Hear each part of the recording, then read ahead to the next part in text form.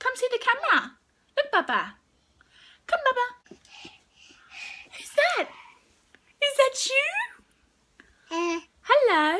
You say hello, Theo. No. Say no, no, no, no, no. Colour, Baba man, look at your face.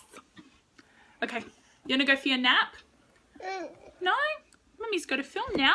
Hey everyone, I'm doing my August wrap up today. I managed to read 10 books in August, which is pretty good, not as good as I have been doing for the rest of the year. Books that I read this month were Broken Prince by Erin Watt. This is the second book in the Royals trilogy. It was an absolute banger of a book. I gave it 5 stars. The book is Paper Princess.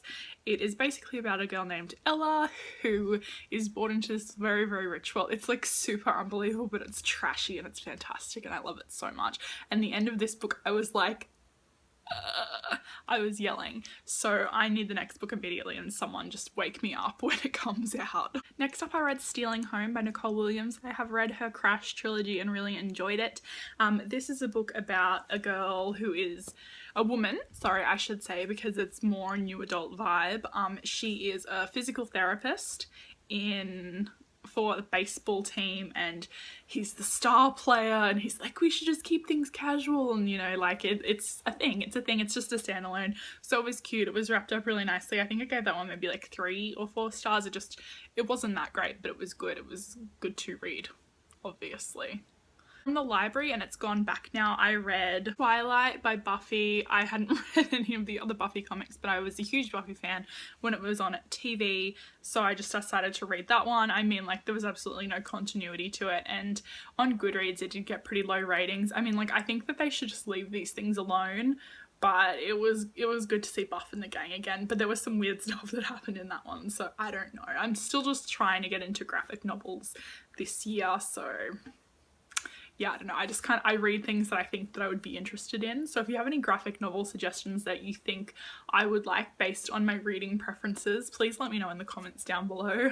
I decided to read basically what I feel is my autobiography, and that is White Girl Problems by Babe Walker. This was really funny. It's just a satirical look at a very rich girl named Babe Walker, whose real name is actually Barbara, and she just like, she skitzes every time someone's like, she's like, don't call me Barbara. I'm subscribed to Babe Walker on Facebook, I follow it, and it's just like funny little quips that come up and I'm like, oh, I love Babe Walker. I think that it's a side of my personality that I don't necessarily really like to admit is there, but I can identify with some of the things. The next book that I read broke my heart. This was a 5-star book for me. It was beautiful and amazing and just an important book to read. I loved this book. I want to buy a physical copy. It just, oh, so beautiful. The Loose Ends List by Carrie Firestone.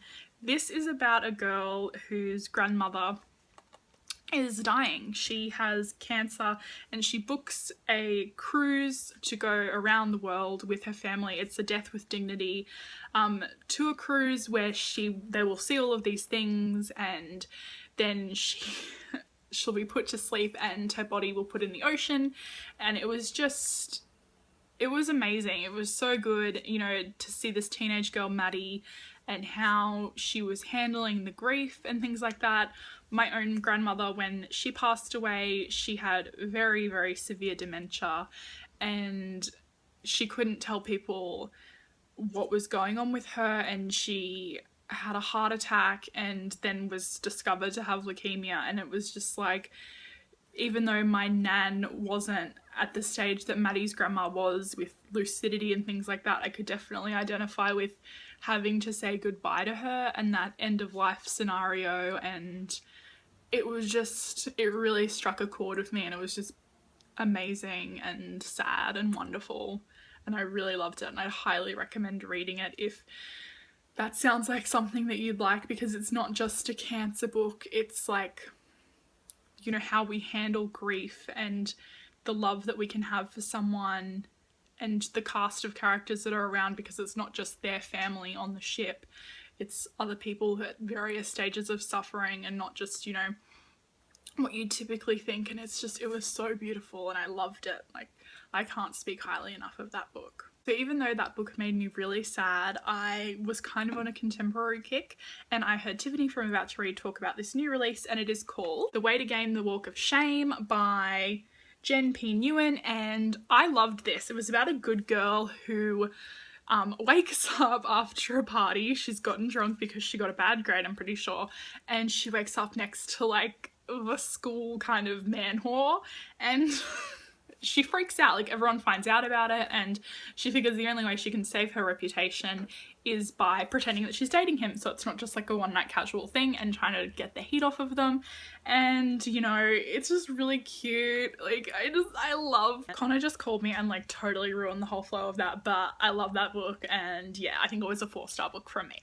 The next book that I read really impacted me in another way, sort of like the loose ends list, but it was really, really hard for me to read. I think that I'm going to review this one, and if you have heard about it or if you've read it, let me know and we can talk about it.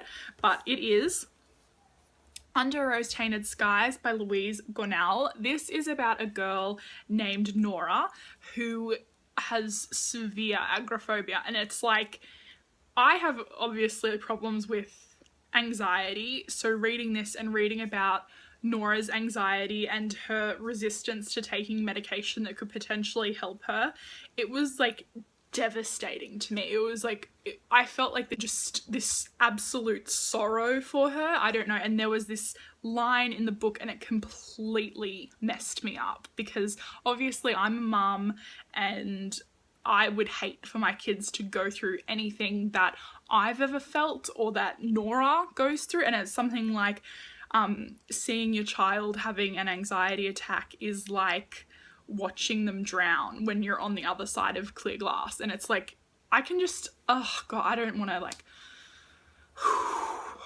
to get emotional right now. But it was an amazing book. She meets a boy, Luke, who's moved in next door, who doesn't quite understand her condition. He doesn't really know about it.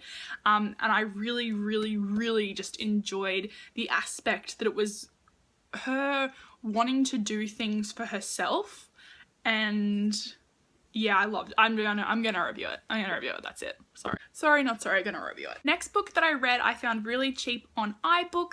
I think it was like $3. One Paris Summer by Denise Grover Swank. Yes, that's her name.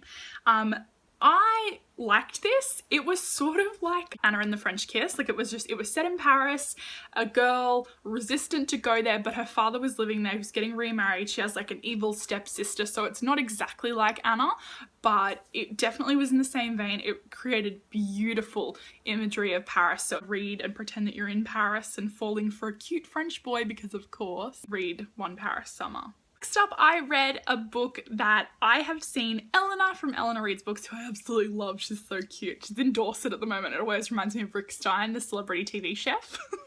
And also Jen from Today in Jen's Library. I'll link them both down below. I decided to read Simply Irresistible by Jill Shalvis. It is the first book in the Lucky Harbour series, and I loved this so much. Oh, it's so cute. So it's just basically, I think that they kind of do it in trilogies, I'm pretty sure. So Lucky Harbour is this place, I don't know, it's somewhat cute. It just sounds like this really cute little picturesque town. And this was set around a girl named Maddie. Her mother has just passed away, and she's been given the Lucky Harbour Inn with her two sisters, who I think that the next two books are centering around them.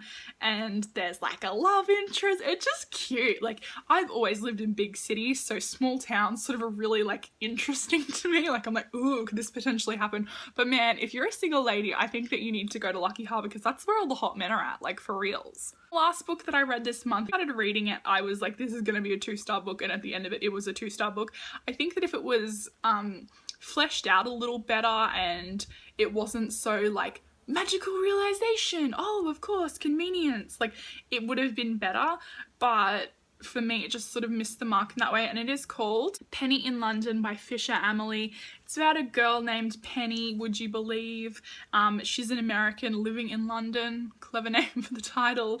But her boyfriend has broken up with her. She has an unfortunate accident where she falls down one of those like things, you know how like a thing into someone's terrace, and she breaks an arm and a leg, and she has to live with her ex-boyfriend's womanizing best friend. who of course has a tragic backstory to why he acts that way. Really convenient. There's like, you know, she'd moved to London, she'd uprooted her whole life from Texas to be with this guy, but she conveniently has 2 million YouTube subscribers and can make money that way. Like, she has a permanent residency in London, and like it's just, like I said, it's very, very convenient. So that is the end of this video, guys. I hope that you had a really good reading month. Let me know down below if you've read any of these books. So I hope that you all have a really, really great day wherever you are in the world. Lots of love, hugs and kisses. Bye.